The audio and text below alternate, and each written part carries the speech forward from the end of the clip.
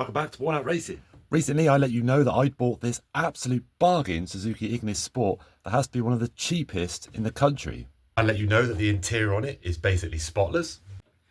And that the little 1.5 in this has only done 70,000 miles. Yep, it's gone down very well actually, the old Ignis Sport. I don't think I've had anyone yet that's gone, ugh, what a terrible buy. Generally speaking, I think most people kind of think these are cool. Whether you would buy one or not is another thing. You can't not at least respect that it's actually quite a cool little well-built car. Now, the first thing we need to do in this episode is nothing interesting. Particularly, I need to swap the battery because, let's face it, no one wants to be pushing a car in and out of their garage, especially not when it's on a slope. So I'm going to get this old battery out, get a new one in it, and we can fire it up, reverse it out of the garage so I can actually see it properly outside, and then figure out our first area of attack. Because I'll be quite honest with you, where there's nothing specifically broken on it, we kind of need to find if we need to do anything. And if not, we're going to be washing the living heck out of this. And I'm very much looking forward to it. Get the polisher out, whole shebang. But either way, I'm going to stop wobbling on for a minute. Let's get a new battery in this thing and take it from there. Now, this does look a little on the small side, so I don't know if this is meant for this car or not. It has got very small terminals on it, so I haven't got anything that I can put on it. We will check out what this tape is on here. Hopefully that's just a little tweak. But either way, get my little 10mm spanners out and we'll chuck this thing in the recycling, get me some money back on it. On second thoughts, I think I should probably check that the alternator's working. Let's be sensible. I mean, I'm pretty certain the battery is dead. It's been sat for a couple of years. That makes sense that it is toast. But before we start replacing stuff and realise that the alternator is dead, let's figure that out. So when it's not quite so dark outside, because I'm doing this in the evenings, I'll go out, I'll steal the battery off the Lemon, because I haven't got a jumper pack. I know what kind of car person doesn't have a jumper pack. Come in, we'll stump it up, we'll jump start the car, open the garage, let it run for a bit, check that we're getting 14 volts at the alternator. As long as that's working, then we're good. We know it's definitely the battery, and it'll be good to let it run up for a little bit anyway. I need to get some fuel as well. But in the meantime, let's do something really, really important. We're going to clean the engine bay, because obviously having a clean engine is important, right? Kind of. It's just annoying me. And it's a nice job to do in the evenings because I can't do much else on it anyway until it gets light outside. So I'm going to turn it around, give you some kind of slow-mo beauty shots to show you how disgusting it is now. And then we'll come back after my little time lapse with the nice slow chill music that I put on a little while ago that everyone said they liked. So let's give it a go.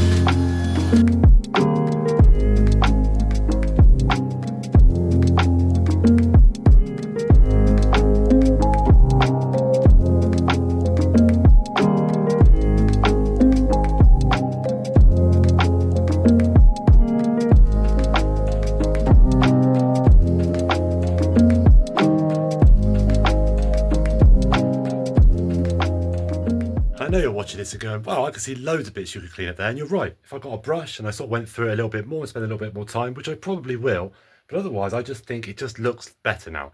All that dirt was not from like lack of care or anything. It's just been sat for so long, like oxidization on like the aluminium bits and spider webs and leaves and just general like grubbiness that shouldn't even be in there.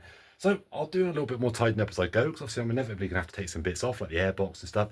But I even cleaned underneath the battery tray, so that's got to be worth some points, right?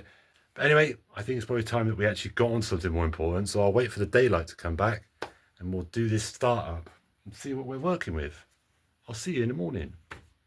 Oh, and in case it annoyed anyone else as much as it did me when I was doing the rolling shots, I couldn't let this engine bracket last any longer like that. So I've wire brushed the heck out of it and just coated it with a little bit of oil just to keep that protected, but it was just really bugging me. And it's been a couple of days and I've taken advantage of a Black Friday sale. Not a massive fan of Black Friday because I think either the sales aren't that good or you're buying stuff you don't really need just because it's cheap. And we don't be wasting stuff, people, because we all use enough stuff as it is. But in this instance, I know I needed parts and I was going to buy them anyway. It just happened to be I got 20% off, courtesy of GSF. So thank you very much. If you need to get parts from them, I find them a bit better than your car parts generally. But this is not an advertisement for them. This is to tell you how we're getting on with the bit. So I bought this battery for £30. I know I said I was going to check the alternator and stuff first, but I am certain that battery is no good. So regardless, I want to put a fresh one on it. I got a new oil filter, sub plug washer. I got some iridium spark plugs. Now these are actually quite expensive compared to what I'm used to, because if you're into small Fiats, you're used to parts being really cheap, and these were like twice what I normally pay, but they'll be good to get them done. And I got some fresh oil as well. For some unknown reason, all air filters for this engine were sold out. None, not online. They didn't have any in any of the stores, none of them. So I don't know what's going on there. I don't think it's really specific to this car. They must use them in other cars. But regardless, I'll order one if I need be. I haven't even looked. It could be like brand new anyway. We'll cross that bridge when we come to it. Now, one little top tip for you, if you're not particularly into cars and you're starting out and you've got an Ignis or any car, there's something you need to note when you buy a new battery, that sometimes you'll get a little surprise. And okay, it's not a big surprise to the extent, but if you've done these a lot, you'll know. But when you take off this little cover, you'll go, oh, that connector or that terminal is way too big for what I need, because my one's really, really small. But they don't. They put these little things on. You get a screwdriver just to lever it. I've probably gone on there too hard now. There you go. It's just like a little adapter. So now it'll fit my really small terminals. And you've got these. I would just keep hold of these. If you ever get a battery and ends up having too small a terminal on it, these might bulk you up to the next size. But anyway, that's enough talking on this side of things. Let's fit that battery into my nice, shiny, clean engine bay, get the door open, and we'll get this fired up. Now, while I'm putting these terminals on, I'm going to talk to you about a little something, because recently I was watching or listening to a podcast, by Grind Hard Plumbing, which I'm inclined to do because I love that channel. And they had a interview on there with Brian Scotto, which if those of you who don't know, I'm sure you all do, it was part of Hoonigan before he moved on and left a couple of years ago. He made some interesting comments about what he really enjoyed about the Hoonigan experience and building up the company and the YouTube channel, and it was all really good, but you go listen to it if you really want to know all the rest of it. That's not what I'm talking about. He made a really good point about YouTubers and car scene and all that stuff in general, about how everyone's always trying to build the next bigger and better and crazier and wilder and more interesting and more off the wall stupid engines and things that actually end up making cars undrivable. He said he'd done it with his cars, he fell into that trap, and he made the analogy that when you're at a concert and everyone stood up at a concert, everyone has to stand up for you to be able to see. But actually, if everyone sat down, we could all still see really well. But it takes everyone to sit down in the first place. And that's a bit like that, as he rightfully pointed out, with the car scene, especially YouTube. And it really hit home with me that that's something I want to try and stick to, is rather than just trying to keep building wacky, weird and mental things that I think will get views or I think will stand out, you just got to build stuff you're going to use. Build it because you want to build it. Build it because you can use it for whatever the intention is, even if it is just to basically be completely useless. But build it because that's why you're doing it. And if we all do that, and if we all start doing this in YouTube as well, everyone will be better off. Cars will be more attainable. We'll stop wasting so much money on stuff that is completely pointless. And everyone can carry on enjoying their car life rather than stressing out their stuff isn't mental enough to get attention. And that's what we're going to do on Worn Out Racing. I think we're going to carry on with my ethos of driving what you love because you love it and making the most of what you got. So with that said, and me being all philosophical, stick the keys in this puppy, fire it up, and hopefully it sounds as peachy as it did when I started up the first time. And we'll get the voltmeter out and I'll show you how to test your alternator and battery should it be something you don't know how to do.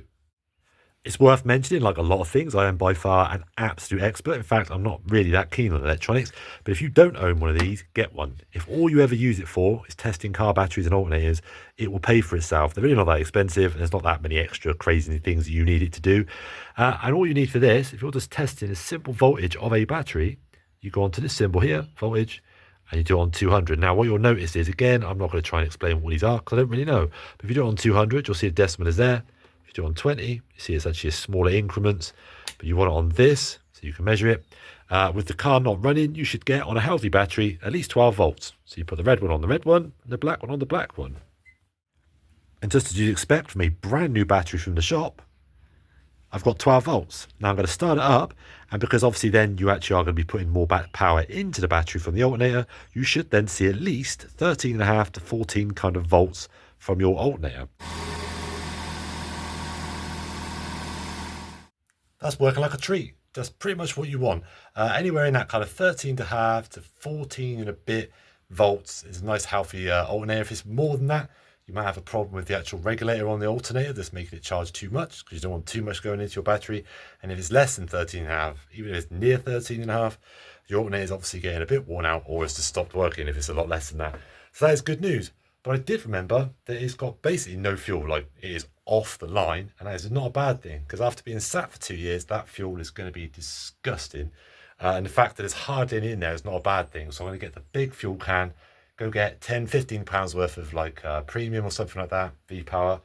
And then we'll chuck that in this, because I don't want it running too much on that old fuel, especially if it's really, really low in the tank and start picking up some rubbish.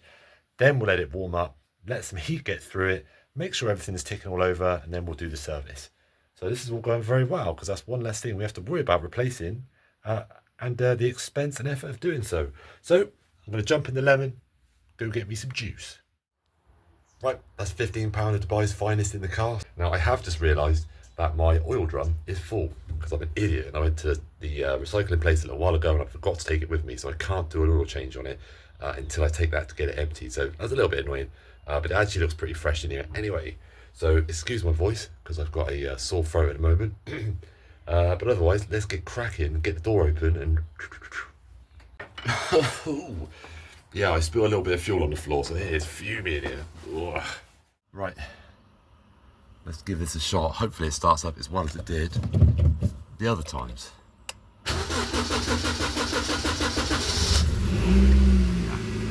It does struggle to start a little bit at the moment, but like I said, that's still going to have that old fuel and stuff in there, and it's still on the original plugs.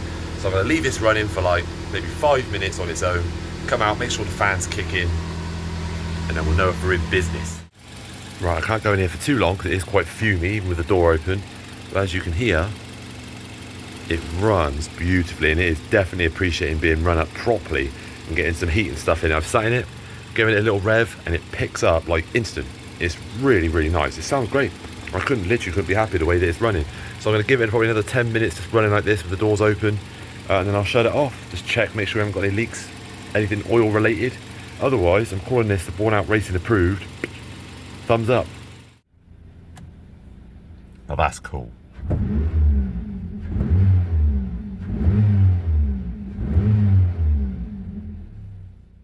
Okay, it's been like a day or so. I did take the car for a quick spin down the road, just up and down this like little private end bit of the street, just to clean up all the brakes and stuff, and it does drive really good. It actually definitely benefited from driving up and down the road for sure. I'm pretty certain the brakes aren't binding or anything like that, but I'll save the actual test drive when I'm allowed to drive it properly, and we can take it for a proper spin. So now I just need to knock a few of the quick jobs on the head, just so I can do the oil filter and the oil change a bit of a later date. I can do that whenever, it's not important for the time being. I'm going to stick the spark plugs in now quick, because pretty much all the rest of the work that I'm going to be doing is on the back of the car. So that's going to be replacing the exhaust. I don't know what's going on with the back box on it. It doesn't look right at all. So I think we'll have to get a new back box.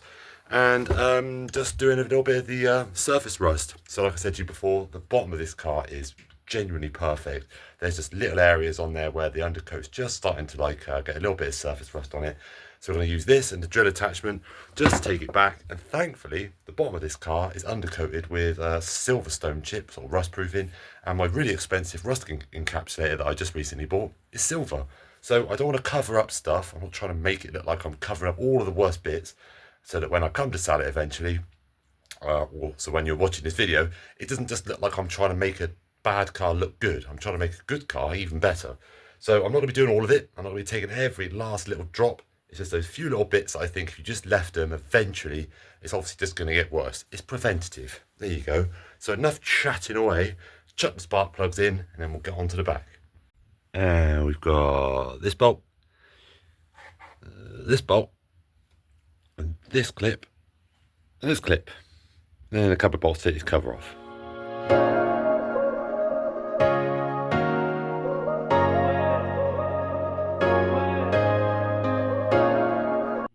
Okay, it actually turns out I was wrong. There's actually a few more bolts holding this in than I thought.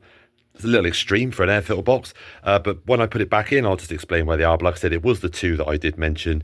There's also one round here, and there was one other one. There's a little bit of kind of fandangling to get it in and out, but we'll worry about that in a minute. It is very unusual for me to be working on a car with coil packs on it, because normally all mine are the old traditional spark plug setup. But I'll get this cover off, and then we'll figure out how the coil packs are held in, and then we'll go from there. And there you go. Now, I will say, get one of these magnetic trays, because these are really handy when you start getting lots of little bolts set together.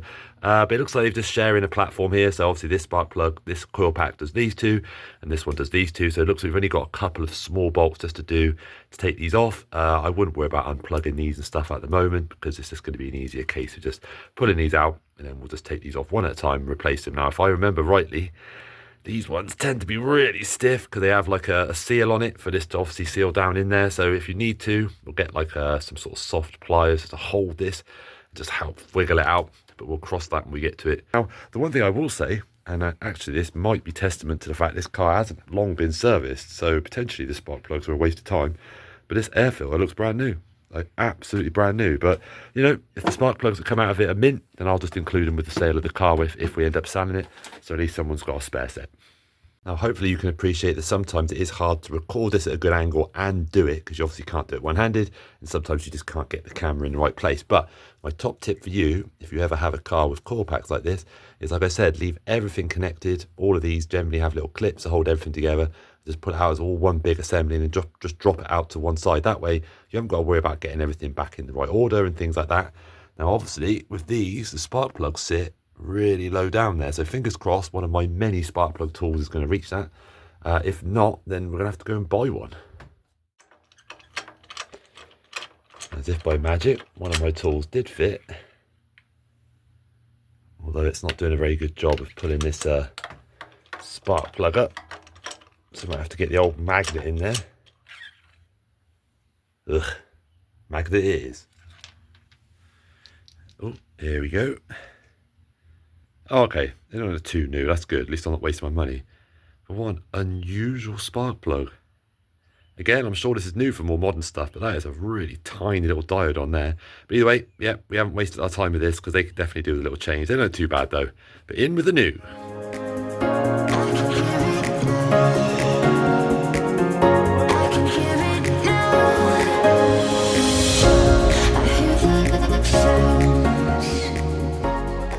And it goes without saying, before you put stuff, before you start putting everything back on this, if it ran before, obviously you want to check that it runs now, or if you're fixing something, that you fixed it before you go to all the trouble of putting the stuff on there that's not important, which is exactly what I've done. And it starts on the button. It used to struggle a little bit before. The plugs don't look actually that bad, but for whatever reason, it starts beautifully now. So we're good to put the rest of it on. What's that? You like my worn out themed hat with my pink, yellow and grey bobble? Where can you get one? I'm afraid you can't, because my mum made me this, so it's kind of a one-off. But actually, I've wanted to do some worn-out racing themed bobble hats for a long time. They'll be slightly different to this, because I've had a different idea in my head. But if you like the idea of that, let me know in the comments, because I can add it to my long list of things I need to get off my butt and sort out. Stickers being one, new t-shirts being another, sort out my online store being the third, amongst other things. But either way, add it to the list if you want me to sort it out. Anyway, I digress. Let's carry on. And done. And you will notice that my tray doesn't have any spare bolts, so I must have done something right. And as promised, I will tell you where all the bolts were that held it in. So we had just one there. We had one just down there, as you can just about see it. One in here, and then one just there coming in from the side. And it kind of levers away from each other, because it kind of hooks on at the bottom. Anyway, it couldn't be easier to make your engine run sweet as a nut. That was probably 15 minutes, and that's with me messing around with the camera. And I think that was £40 for the spark plugs. And obviously, I would have done the filter if it wasn't brand new. So that, as far as I'm calling it, is the front end done. There's nothing else to do apart from the oil change, which I'll do at a later date. So now we can get on to the back. And by the back, I mean we're going to basically just work our way underneath the car to sort out all these other bits. So I've got an exhaust to go on. And then we'll look at the back box, because I'm pretty certain it needs a new back box as well. So slightly unexpected expense, but that's all right. And a little bit of rust proofing. There's MOT time. It really will be MOT time. Like I can't think of any other reason why I wouldn't do it. So I can't wait. Let's go. And we're back. Apart from for you, it's been a couple of seconds. But for me, it's been well over a week. Well, I took some much needed time off for Christmas, eating lots of food, seeing people I like, and generally having a great time. But now I'm back out in the freezing cold, because it is freezing cold. We've actually got some relatively nice jobs to do. The exhaust might be a bit of a pain, but otherwise it should be fine. You will notice the Ignis is now up on its stands and it's facing the correct way, so we can get underneath and have a proper look. I've dug out the world's worst wire brush attachment for a drill, but it doesn't have a particularly difficult job to do. We're just loosening a little bit of surface rust, and then we're going to get all that little bits of surface rust sorted out first with my rust encapsulator, just so I know that it's done. Have a little rummage around, make sure there's nothing else that's going to catch us out on the MOT. You can never be too sure. Then we're going to do the exhaust. I haven't bought a back box yet. I just want to get the centre bit done first, just so I know what I'm working with, or I don't order something I don't need, or I don't order the wrong thing, whatever. So we'll do that. So I'll put the camera on the stand, we'll get underneath, have a little look round, and then we'll knock it out of the park, see what it looks like afterwards. Hopefully it's nice as the rest of it, and then we'll get on to the exhaust. Right, let's see what we're working with. So the main bit is going to be this tow hook. So I will definitely do that, and we'll paint that with plenty of layers of stuff. But otherwise, as you can see, we really are talking about really, really light surface rust in just a few bits. Now I'm only going to concentrate on this back section because you won't be able to see it very well. Everything else is looking pretty dreamy. Anywhere where there seems to be any real surface rust is on actual components, like this panhard bar. So that I'm just going to wire brush back and put lanyard guard on all of this stuff. We'll just get lanyard guarded because I don't want to paint it, because it's just like, you know, moving items. But like I said, all this stuff is looking great. Just these little areas like this. And we'll just try not to get on anything else so it looks rubbish. But otherwise, I am really happy how everything is looking. So time to get the camera out. Time to put the mask on. Time to bust out the drill. Get this finally sorted.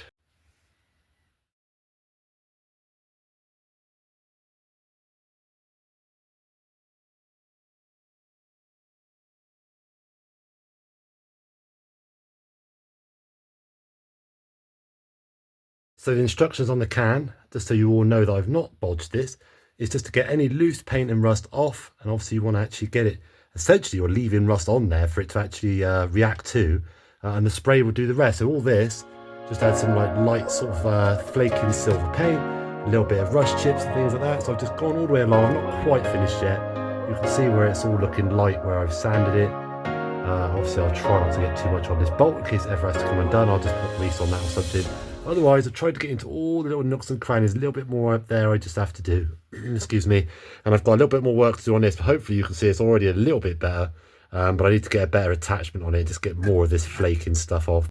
But I mean, this is just a tow hook that unbolts anyway. If I didn't worry about snapping these bolts, I would probably take it off and paint it all up properly. I might even not spray this. I might even rust encapsulate this and then do like a hammerite finish on it. I don't know. But either way, I'm going to go grab the paint. We'll probably mask up a few bits so it doesn't look terrible if the silver gets on it. Then I'll show you what it looks like after, and hopefully you'll see the vision and it will start looking a little bit more tidy. And for any of you wondering what sort of stuff I use, it's this Eastwood rust encapsulator. I found it to be really, really good. It's like £35 a can, so I mean it should. As you can see from the picture, it literally says apply it directly over rust. It even says on the back that a quick wire brush should be sufficient. Now you can either use it as an undercoat and then paint over the top of it, which I would normally do if the bottom of the car was already black, or as it says here, use as a top coat, which is what I'm going to be doing. So it basically like converts the rust and it stops it spreading. It is really awesome stuff. So if you've got an old car, get some. Oh, and it goes without saying, wear a mask, or at least have a really well ventilated garage, because this stuff stinks. Right, I'm doing this out here because obviously it's now massively fuming in there, and it is hard work doing it when you have to keep holding your breath to do parts of it, because even with the door and stuff open, that stuff is still horrible. So, you know, take it easy. But either way, it's really easy to overdo it with these kind of things, and I'll be honest with you, I was just on the borderline of starting to do way more than I said I was going to, and I didn't want it to look like I was covering stuff up. And like I said, I was just starting to keep seeing little bits, and I was going around and I just stopped myself, because it's really just meant to be those worst bits that I wanted to do. All the little tiny bits, somebody else can worry about that. I did get a little bit of the encapsulator on a couple of little bits, which I'm going to try and go around and scrape off, because I don't want it to look like I've just gone around smashing paint on stuff to cover up the rust. But as soon as the fumes kind of clear for a bit, I'll give it a couple of hours, and then we'll go in there and I'll show you how it looks. Pretty happy with it. Like I said, it is really just a kind of preventative kind of work. We're not going for a showstopper here. Right, here we go. Let's have a little look. So this is what I was going for. I didn't want to go for absolutely every last little bit. See, I just did the bits that counted. See up here, this little area was getting a little bit rusty. Now this bit up here was a right pain to get to because I didn't want to get it all over all the pipes and stuff and it looked rubbish. Where else did I do? I did do a little bit. I don't know if you can really see it. There's a little patch down there because I did notice that was getting a little rough. Now again, I probably could spend even longer going around touching stuff up. I did around the edge of the fuel tank, which doesn't look great. I might actually use some stone chip on that, but that seam was just starting to get rusty and I didn't like the idea of it starting to leak at some point. So I said, really, now this bit's really letting it down. And now for the time that I've been waiting for, because I absolutely love doing this, because it's so flipping easy, it's time to bust out the sheep. In all seriousness, you know me, I love throwing this stuff on my old cars because it just works so well. Just put it on there liberally, leave it for like a day or two. To start with, it just looks all oily and weird, and it soaks in, just makes all those rusty bits kind of look sort of dark and black again. It's just really good stuff. So time to slap it on. Oh, ba ba ba ba ba ba, spraying all the sheep.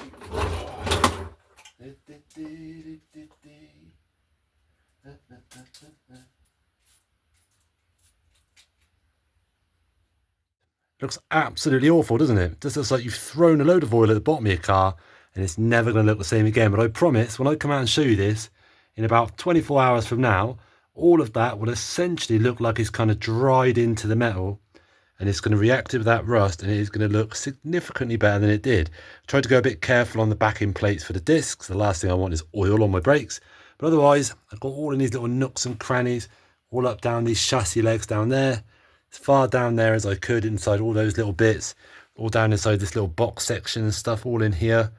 I just gave it a damn good soak. So let's come back in a bit, see if I'm right. Okay, so just to prove my point, it's been, I don't know, about half a day and it's still working its magic, but you'll see what I mean. See how much darker that is now, and it's still drying, look. You see it hasn't quite soaked in yet, but on the really rusty stuff, it obviously looks a lot better than it did. And on the stuff that isn't so rusty, it doesn't look too bad at all. Like I said, it's still doing its thing. You can see there, it's still really wet in these places, but it certainly protects it and it will look a lot better when it comes to MOT time. And talking of MOTs, I've actually got one booked in for 2 weeks from now, because I didn't know how long it was going to take me to sort this stuff out, Christmas plans, etc, etc. But actually, I think I've decided that I'm going to put it through an MOT without replacing the exhaust. I know it's blowing, I know it's got a hole in it, it may get through on an advisory, but if it fails on it, meh, it makes no difference. I've got the centerpiece anyway. I'm going to order a new back box for it, because they're not very expensive. Get it all ready, and then obviously if it does pass, sweet, and that's the only thing that it needs doing, happy days. But if it does fail on anything really big, which I'll be shocked if it does, but if it fails on anything else, then I can obviously sort that out before I do something that doesn't need doing, like the exhaust. So either way, rather than wait a couple of weeks, I may try and bump that MOT appointment to next week if they've got any free space, which I'm hoping they will, New Year and all that. But if not, this video is going to take a little while to come out, but that's no harm, no foul. As soon as we got a fresh ticket on this bad boy, then we'll figure out about going for a drive, even if I just insure it for a day, tax it and go out for a blast, proper drive somewhere in it for a laugh. But let's not get ahead of ourselves, because it's not past the MOT yet. We should all know by now, you never assume something's going to pass no matter how good it is, because I've done that before and it's failed miserably. Yep, but it's Japanese, surely that means something. But all that said, regardless when the MOT is up, that's the end of this episode, for we actually basically got the car finished, really, unless we need anything else for it, it is done. I mean, I'll do the oil change at some point in the side, you don't need to see that. And then we'll go from there. So until the next time, I'll be cracking on with some other little bits. Some people are shouting at me that they haven't had another turbo engine build video for a little while. I promise I'm trying to work on it. I still need to get some more bits and stuff, but that'll be coming again soon. So don't worry, I have got lots of plans. So on to 2025, which feels really weird saying that. Let's see what that holds for Worn Out Racing. But for the time being, I'll see you soon.